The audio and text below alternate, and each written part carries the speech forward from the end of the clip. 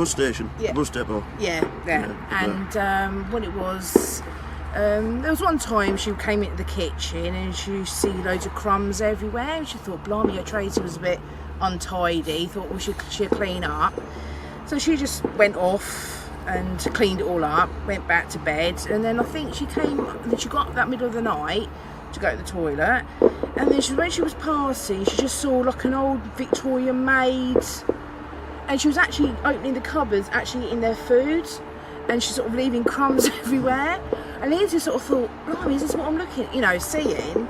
And and then obviously this old Victorian maid looked at her, and obviously Lindsay looked at her as well, and I think she sort of looked, and then that was it, sort of. And Lindsay saw that quite a few times, and then after that they moved out within 6 months because it's quite haunted underneath the basement, and it was very haunted. It was very eerie because even when I used to go and visit her, Lindsay said, would you go down there? And I even opened that door, and I only went halfway down, and you can actually feel that presence there. It was something strange, and I'm not really also for ghosts, but that did make me feel a bit creepy, actually, very scary. But the building you mean.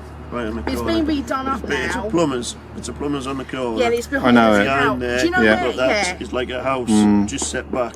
Yeah. It's that. So she saw this figure. Yeah. And the figure turned and looked at her. Yeah, and she looked back at her obviously to this because I think she looked shocked as well. Right. And she was actually taking biscuits out of there, out of the cupboard, taking biscuits. And she was the one that was actually leaving the crumbs, because Lindsay was thinking it was her flatmate Tracy that was making the mess. So an apparition was actually interacting with the solid nuts and bolts of reality. Yeah, that's it. And then Lindsay, I think my sister saw it about 3 or 4 times, well, a couple of times at least. Yeah. I've never seen it myself, but she's only what she's told me. Yeah. And so it's quite interesting. So. A bit creepy, but I have been in that place when obviously I used to visit her, and I always did feel it was a very sort of a big building, and sort of very cold. I always felt, but down in that basement, no one ever did go down there.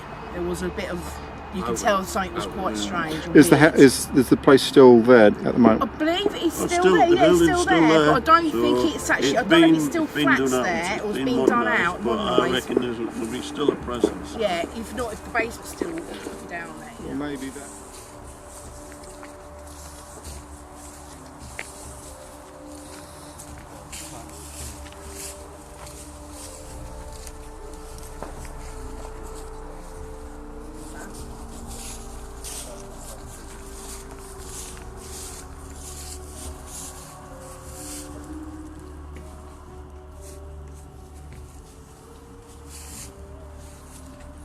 As we're stopped, who's got another story they'd like to recount?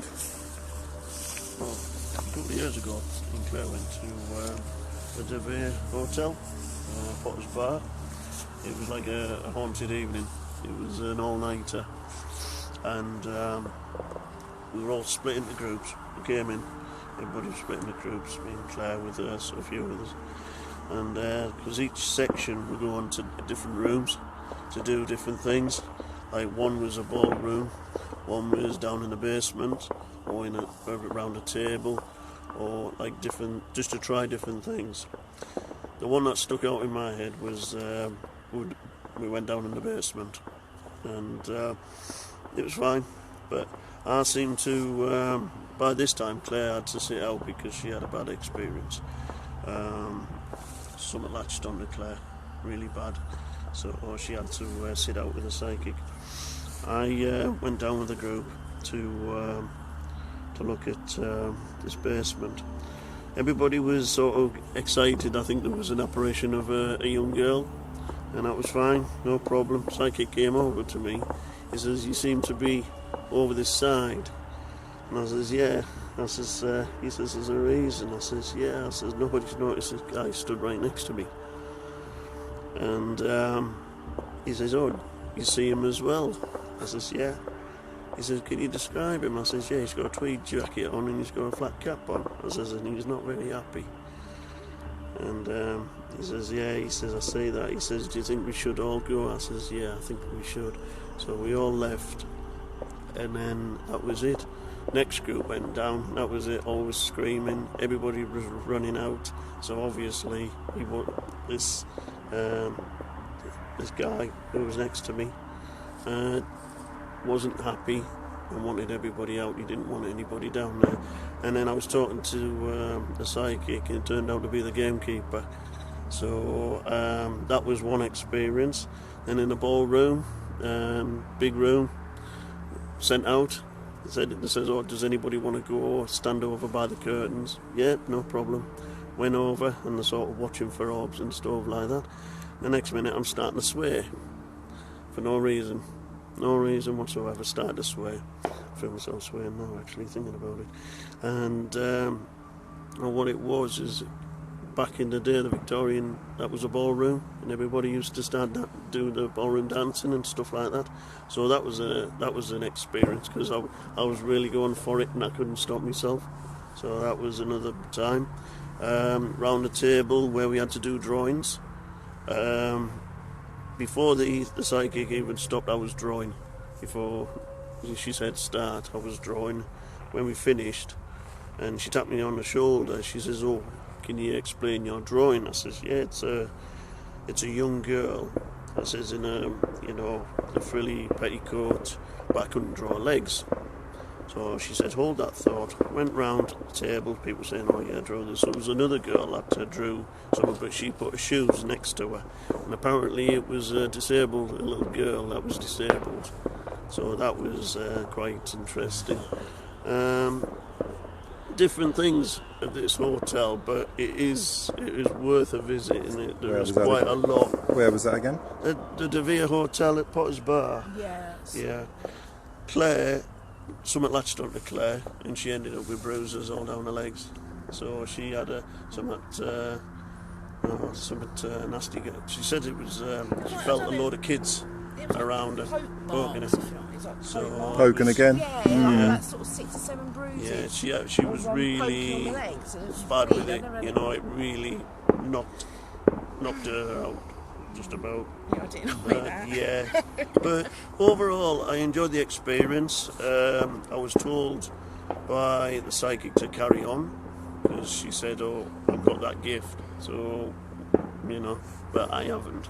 But I am quite. I do pick quite a bit up. Yeah. So well, let's see. A psychic. Yeah, let's see if we can pick up anything this evening.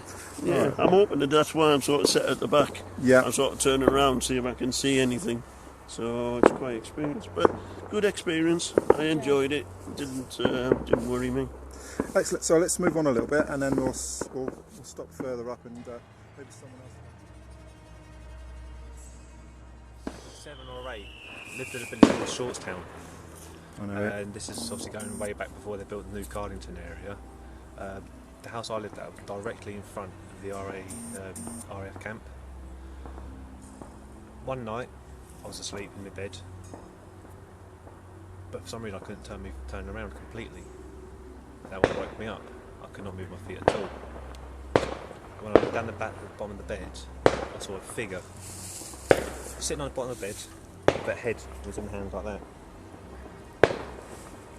Being a young lad, as you would do, you'd be probably scared of something. Close your eyes, cover over the head, and all I had to do was say was, "No, you're there." Once I said that, the weight lifted off my feet. I could move it. As I moved the covers out from over my head, felt a nice cold, like, I don't know if it's a hand or a face or something, just on my forehead, and then that slowly went away and it went warm again. Never told anyone, because being a 7-8-year-old kid, who's going to believe you? So yeah, they went until like later on in life I've kind of like started telling people, and even now to this day people are like, yeah, whatever, but then some are like, no, yeah, we'll believe it because we've experienced encounters ourselves. It's like, thank you. So you felt an actual pressure on the bed by your feet? Yep. Sitting on your feet or just around your feet? Or? It was actually sitting. I could not move my feet at all. From my ankles downwards, I could not move at all. So would the pressure equate to a person, as far as you can tell? Yeah, like I say, when I got up, I sat up with my head. That's when I saw the outline of a figure of a person, just with head and hands. So there's a distinct shape of a person rather than just a shadow. Because I have night terrors which are very real, but what you're explaining is different from that. By the sounds of it, there was an actual manifestation, and you were conscious. Yeah. As far as you can tell, you were conscious. Yeah. Yeah. Like I say, because obviously being a kid, when you wake up, Yeah. and being a light sleeper, Yeah. anything that wakes you up, even like a slight turn over you, or there's a wall there, you wake up, turn back around again. Yeah. But I could not move at all. My feet could not move at all. Oh, it's food for thought, definitely. It was. Yeah. I even still think about it when I'm like, oh. Yeah. I can... Hi Anne. I have an ex-partner who was very sensitive to presences, etc. So I could tell you quite a few stories about him. However, I have a couple about myself that I've never been able to explain. First one is I went to university as a mature student to do a performing arts and media degree, and so I'd be 29, 30 at the time. And the first digs I had in my first year at uni was a big old mansion house that belonged to one of the local merchants that had been converted into separate bedrooms and a couple of shared bathrooms and kitchens for students. It was a big detached red brick house in Barnsley that had been there quite a long time. And on one evening, and then it repeated a few times, I had what at the time I dismissed as a really bad dream or a night terror or something. One night when I'd gone to bed fairly late after trying to finish an assignment or something, I thought I'd woken up, but at the time I assumed it was a bad dream, to feel similar to your story around literally being pinned to the bed. But with me it felt like somebody was kind of sitting across either my stomach or my hips, and it felt like they had both their hands on my shoulders, as though they were kind of leaning over me. Yeah. So I had this kind of black, what looked like an older person, kind of sitting and leaning on me, pinning me down, and I literally couldn't turn, I couldn't sit up, I couldn't make a noise or anything. I was just kind of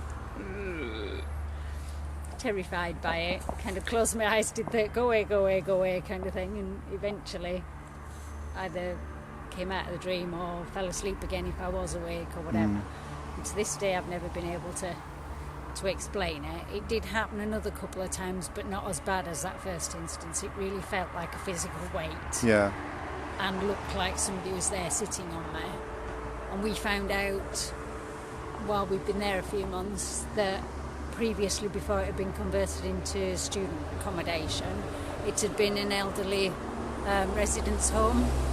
So there'd been a lot people of have died, there, and you said nursing staff and so on and so on. So I never knew whether that's what. So the presence would actually be with you immediately rather than walk towards you? Yes, I kind of woke up, or at least I thought I'd woke up, feeling like somebody was sitting on me, because like you said, I felt like I couldn't turn over or anything in bed. Because my night terrors actually are where a shadow appears in the corner of the room, and I feel that I'm awake, but the shadow then gets closer and closer until it almost touches me, and then I do this opera singing almost, and that's because I'm paralysed. My body is in sleep, is paralysed, but I'm trying to move and I'm trying to scream. So, but you're saying the figure actually just appeared like on you rather than me. walk towards you. Yeah. So you had no kind of like I felt like I couldn't move, a bit like you said. I was kind of like, oh God, kind of doing that and not able to do anything about it. And the other occasion, an ex-partner I had, him and his family lived in a bungalow on what used to be sort of wetlands, peat bog type things that had been drained and big estate built on it. And he told me quite early on when we were seeing each other that at about 3 o'clock every morning there was a black figure, quite male looking but not kind of distinct features or anything, used to walk across the house past the lounge door as though it was going towards the kitchen area because they had a big kitchen diner. And I kind of went, yeah, sure, whatever. Didn't really believe him. Even when he said that some of his friends had seen it when they'd had nights out and come back and were watching a film or something, they saw something walk past. I'd never really believed him. But when I was writing my dissertation, I didn't have a decent computer, so I was using his computer. And I was staying up early hours of the morning to finish this dissertation, or at least a chapter or whatever. He was fast asleep, his mum and dad were fast asleep, I could hear them asleep in the room next door, and one of them snoring, so I knew nobody else was awake but me. His desk had his bedroom door behind you, so I'm sat at the desk typing away, concentrating, started to feel cold, decided I needed the bathroom. Thing of cold, I need a wee. So I finished what I was doing, saved it, stood up, walked the 3 feet or whatever it was to the door, got my hand about that close to the door handle, and they were knob style handles rather push down ones. I was literally about to get hold of it, and somebody or something hit the other side of the door. It sounded like somebody had gone doosh like that with it. Really loud bang thud type noise, and the whole door shook in the door frame. At which point I went, I think I'll carry on writing. Turned around, sat back at my desk and carried on typing, and didn't dare look at the door even. And we've tried, opening different windows and different doors and trying to stand on different floorboards. Never ever recreated it. It was so loud and so physical, it scared the living daylights out of me. Okay, I think I need to carry on typing. That's fantastic. And then from that point on, yeah, he went to work away for a couple of months. And I stayed with his mum and dad in his room, and I used to regularly wake up, because when I sat back at the computer I looked at the time, and it was like 3 o'clock or 3:05 or something. But for that period after he went to work away and I was living there with his parents, I found that more than once I woke up at about that time in the morning. And again it was like, is that just because I've remembered that now and it's all talk or about is it, I'm waking was it up, something or is else? something disturbing me at 3 o'clock every